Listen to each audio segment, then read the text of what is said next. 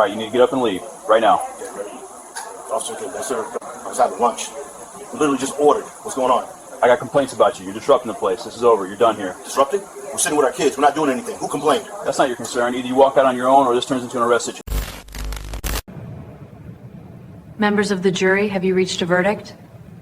In the matter of the United States versus Daniel Reeves. On count 1, conspiracy to deprive rights under color of law, we find the defendant guilty. Officer Daniel Reeves believed the call was routine. As a mid-shift patrol officer with the Ridgeway City Police Division, he was used to responding to vague complaints framed as disturbances, especially in locally owned restaurants where owners were sensitive about atmosphere and image. Reeves had built his career on one simple rule: when a business asked for help, you showed up and handled it. At 1:17 p.m. on a warm Saturday in early spring, dispatch relayed a call from Harper's Grill, a neighborhood diner just off West Cedar Avenue. The report was short: loud patrons, family causing discomfort to others, nothing criminal, nothing specific. But Reeves acknowledged the call and arrived less than 4 minutes later. When he stepped through the front door, what he saw did not match the word disturbance in any measurable way.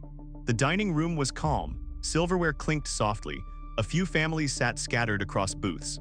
A couple of teenagers laughed quietly near the counter. Near the windows sat a black family of 4, 2 adults and 2 children, sharing plates of food, leaning in toward one another, speaking low enough that their table barely registered above background noise. To Reeves, that was enough. They didn't match the usual crowd he associated with Harper's. They stood out. And in his mind, standing out explained the call. Someone had been uncomfortable. Someone had complained. And in Reeves' personal logic, discomfort was justification. What Reeves did not pause to consider was what the department's own policy required: specificity, verification, and voluntary compliance before escalation. He also didn't consider that his body-worn camera was already active, recording automatically from the moment he exited his cruiser, a feature added after a consent decree 2 years earlier. The lens captured everything in clean, high-resolution detail. The ambient noise, the quiet room, the family laughing seconds earlier. Reeves walked straight toward their booth.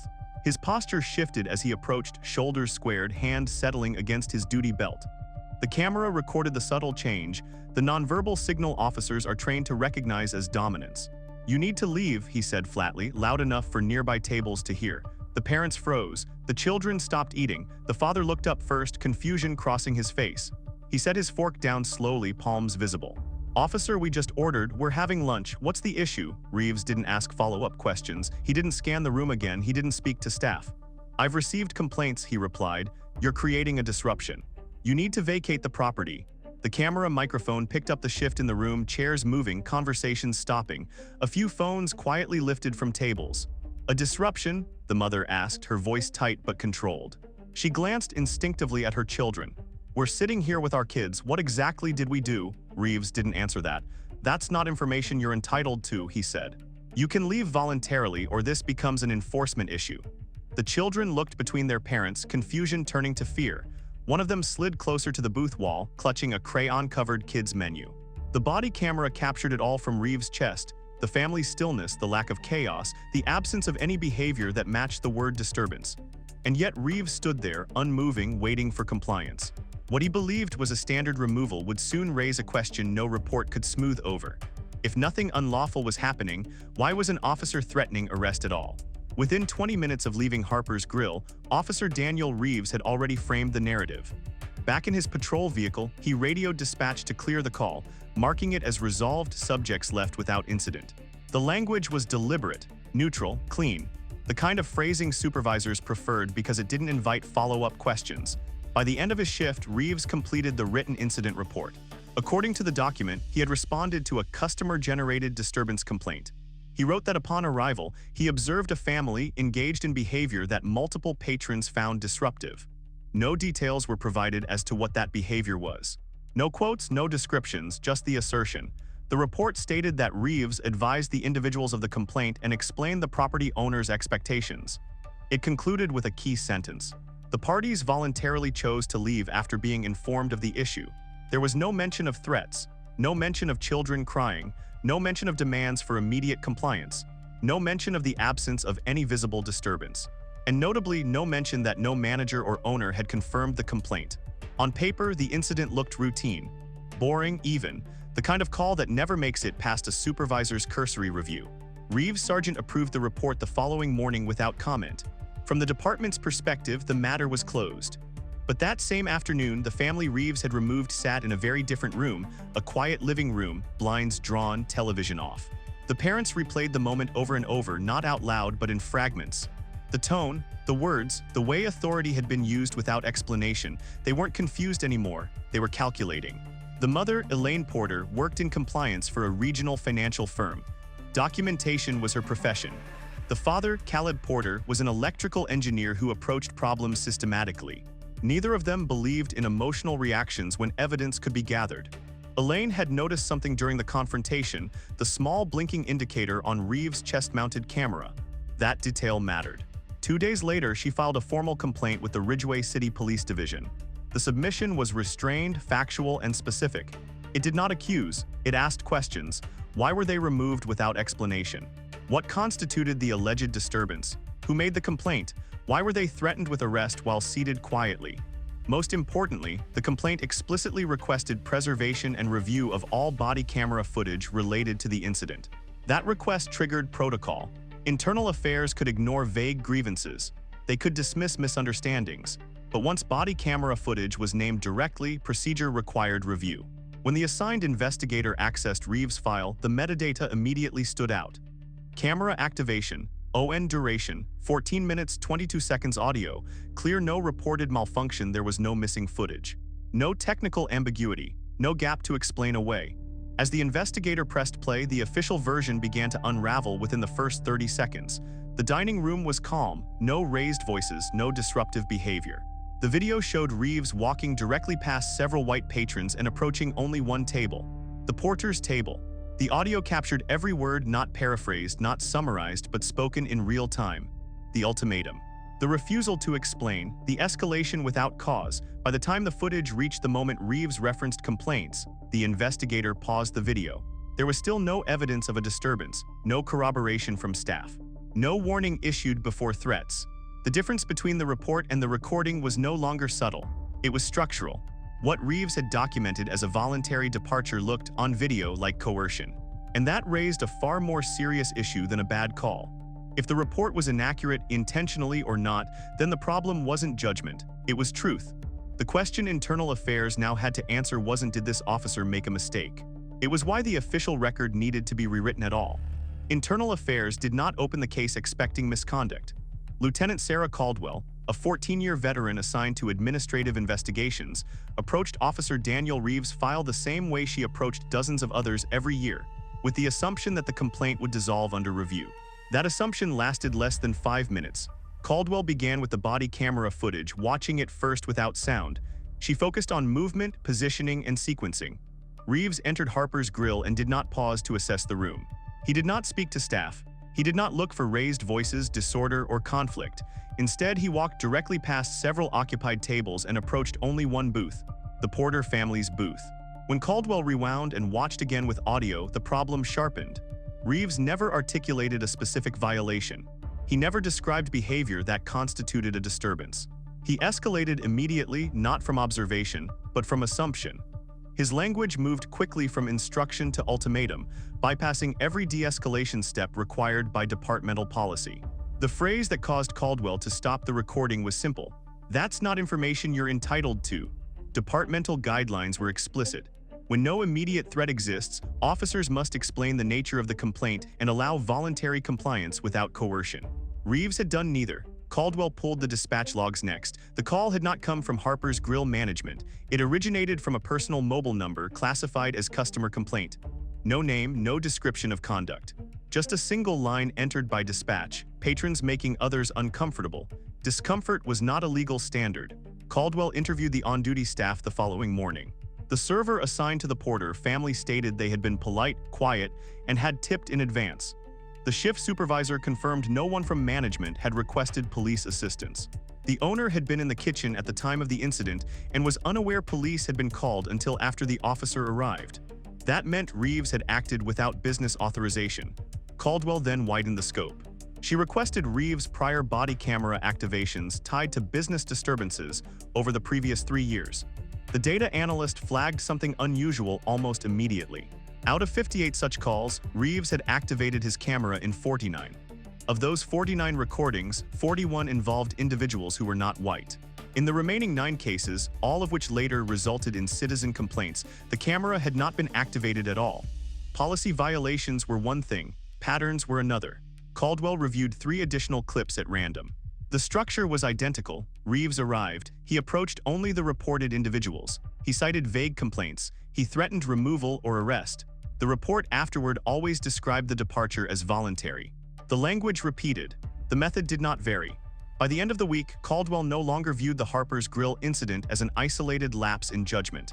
It was consistent with a strategy that relied on authority, ambiguity, and paperwork to override scrutiny.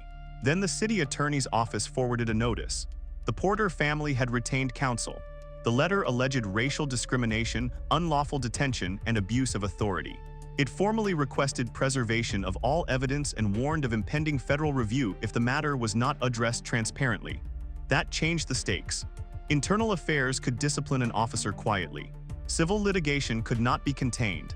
And federal oversight was something the department had spent years trying to avoid. Caldwell prepared her interim report with language rarely used at this stage.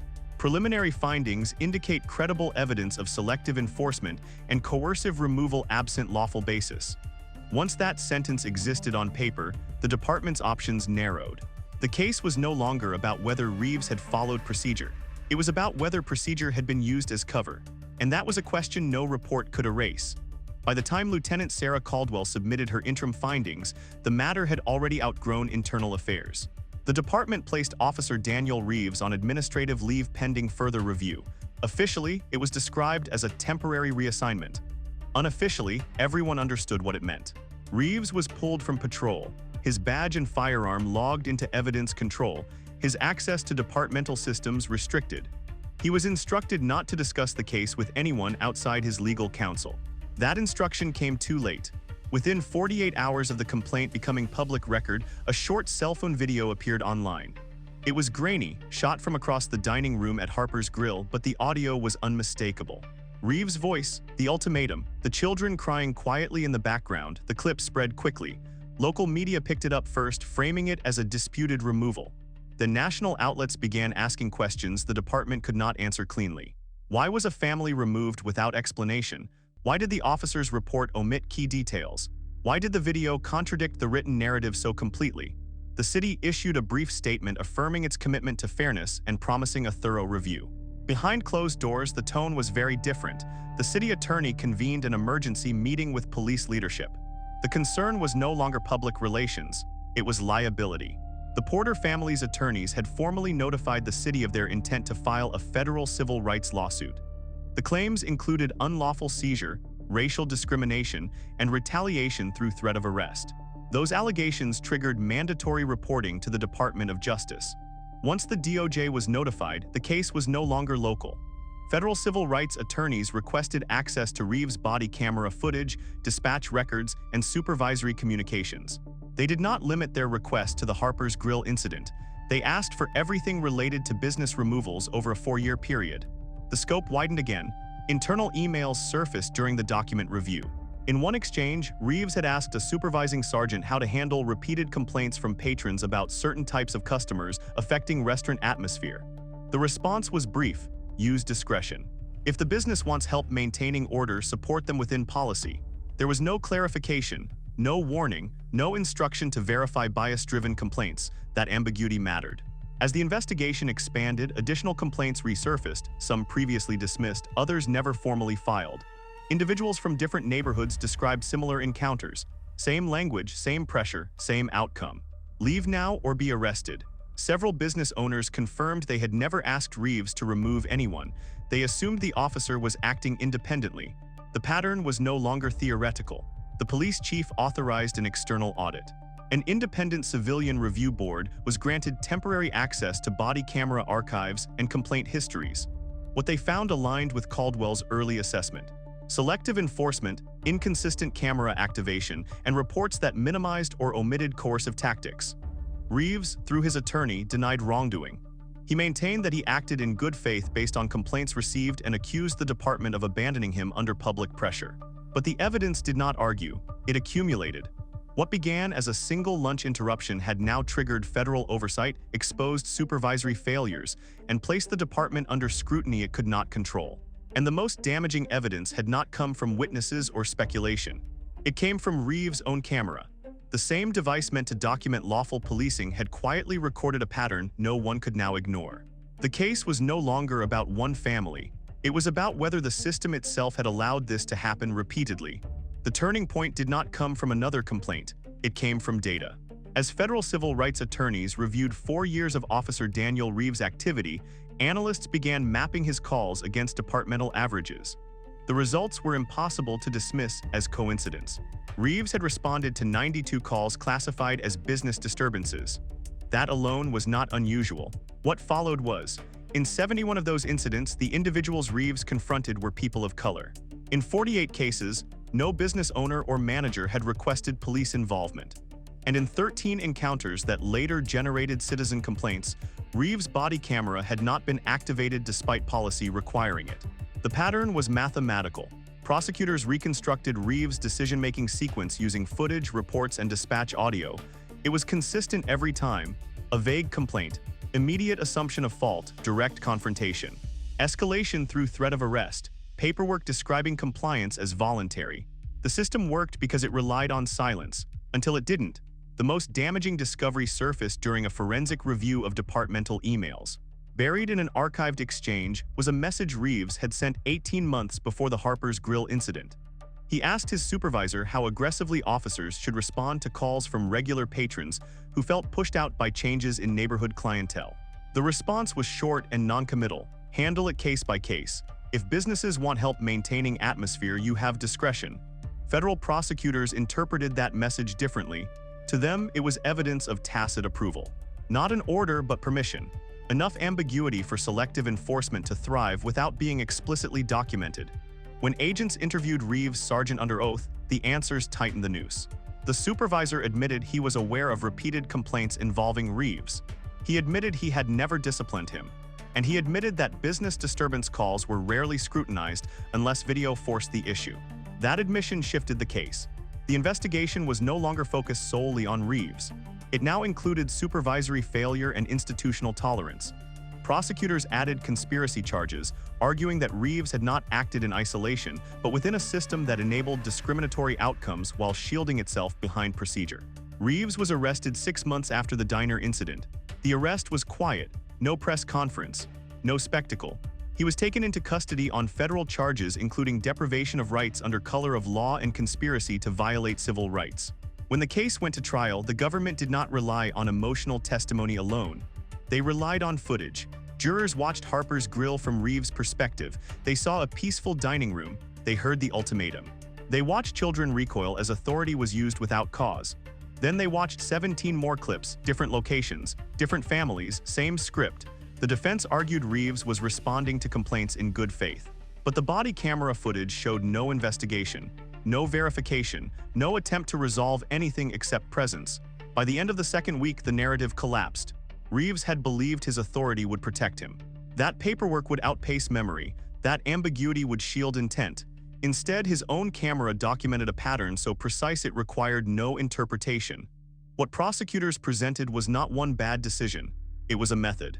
And methods leave trails. The jury was left with one question, and it no longer concerned doubt. It concerned accountability. The trial entered its final phase under a different kind of pressure: time. By now, the jury had seen enough footage to recognize the pattern without prompting. What remained was the collision of narratives. The defense no longer denied the recordings. They reframed them. Officer Daniel Reeves took the stand on the 10th day. He spoke calmly, deliberately. He described himself as a proactive officer operating in good faith. He insisted that complaints, even vague ones, carried weight. He emphasized discretion, safety, experience, 14 years on the street. When asked why he never articulated a specific disturbance at Harper's Grill, Reeves answered that doing so might inflame tensions. When asked why he threatened arrest without first verifying the complaint, he said compliance was the safest outcome.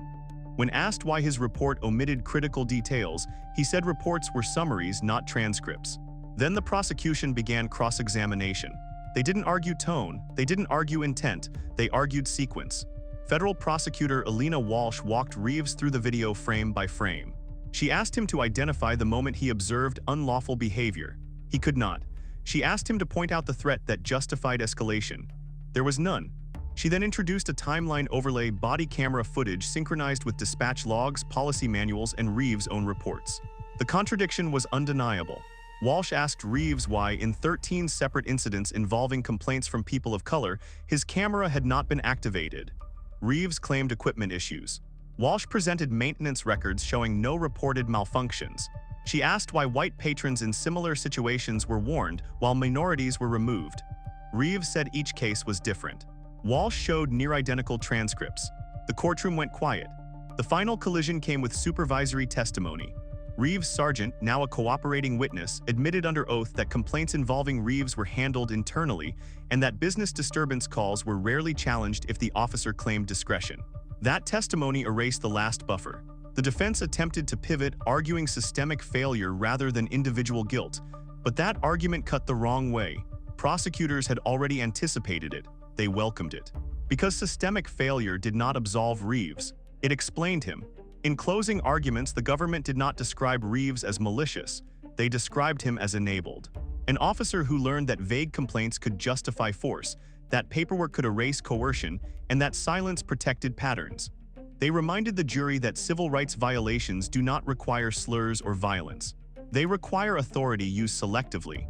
The jury was instructed and sent to deliberate. They returned less than 48 hours later. Before the verdict was read, Reeves stared straight ahead. He did not look at the Porter family seated behind the prosecution table. He did not look at the screens that had played his own footage back to him for weeks. The foreperson stood. On the counts of conspiracy to deprive civil rights under color of law, guilty. On the counts of deprivation of rights under color of law, guilty. The collision was complete. All that remained was consequence. Sentencing did not come immediately. Under federal guidelines, cases involving abuse of authority and multiple victims required a separate evidentiary hearing. Prosecutors submitted a consolidated record. Body camera footage, internal emails, statistical analysis, and sworn testimony from 43 individuals who described being removed from businesses despite doing nothing unlawful. The judge did not rush the process. In the final sentencing memorandum, the court addressed the core issue directly. Officer Daniel Reeves had not acted out of momentary error. He had acted through a repeatable process that relied on vague complaints, unverified assumptions, and the implicit authority of his badge. The damage was not limited to one family. It extended to public trust. Reeves was sentenced to 3 years and 4 months in federal prison, followed by supervised release. His supervising sergeant, who had entered a plea agreement earlier, received 16 months for conspiracy and failure to intervene. The criminal case closed one chapter. The civil case opened another. The Porter family's lawsuit moved quickly. With body camera footage serving as primary evidence, the city had little room to negotiate facts. Mediation lasted less than a day. The settlement totaled $2.05 million, including mandated policy reforms. Those reforms were not symbolic. The city agreed to independent civilian oversight with subpoena power, mandatory body camera activation audits, automatic review of all business removal calls, public quarterly reporting of demographic enforcement data, zero tolerance for undocumented removals, supervisory accountability written into promotion criteria. The department changed because it had to. Harper's Grill posted a notice near the entrance weeks later: all customers are welcome. Discrimination will not be enforced here. Business increased. Support followed visibility. The Porters declined interviews. Instead, they established a legal defense fund assisting individuals removed from public spaces without cause. They did not seek attention, they sought permanence. Daniel Reeves entered federal custody still insisting he had done his job. He never retracted his report. He never acknowledged the footage beyond claiming it lacked context. But context was no longer negotiable. His own body camera had supplied it, uninterrupted, unfiltered, precise. The device meant to protect him had documented his method, his language, and his choices. It had recorded the moment authority crossed into violation. And once recorded, there was no way to erase it. This case did not hinge on opinion, it hinged on evidence. And that evidence changed everything. Do you think an officer should face federal prison time for removing people based only on discomfort, or does discretion justify what happened here? Write yes or no and explain why. If you believe body cameras should expose the truth, not protect abuse, subscribe now and turn on notifications. Tomorrow's case shows how one routine call unraveled an entire system.